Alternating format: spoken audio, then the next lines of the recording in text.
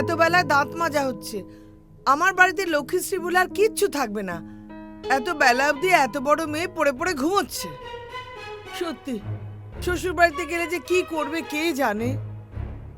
শোনো, এভাবে বেশি দিন চলবে না। হয় চাকরি করো, নয়তো বিয়ে করো।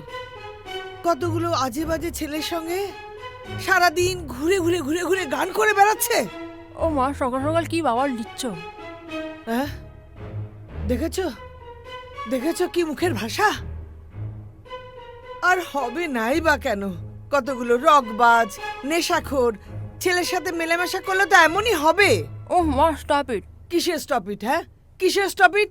অনেক সহ্য করেছি, কিন্তু আর থামবো না, আমি বলে দিলাম। আহ, কি হলো কি? সকাল সকাল কি শুরু করলে? পাড়ার লোকেরা কি বলবে? তুমি তো আসল কালপ্রিট। তোমার প্রশ্রয় তো মেয়েটার এমন অবস্থা হয়েছে। যা বাবা, আমি আবার কি করলাম? তুমি তো যত নষ্টের গোড়া। মেয়েটাকে একটু শাসন করতে পারো না?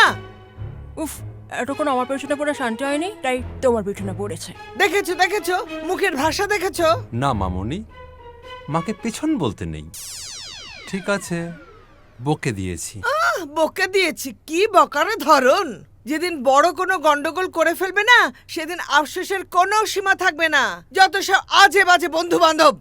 জঘন্য কোথায়? কত সুন্দর বন্ধু বান্ধবের সাথে গান বাজনা এই সমস্ত নিয়ে রয়েছে। ওগুলো গান বাজনা? ওগুলো গান বাজনা? চিৎকার করছে সব, আর তোমার মেয়েও তাদের সাথে চিৎকার করে ঘুরে বেড়াচ্ছে। শোনো মা, ব্যান্ড মিউজিক নিয়ে তোমার কোনো আইডিয়া নেই, তাই এসব কথা বলছো। আমার আইডিয়া করার কোনো দরকারও নেই।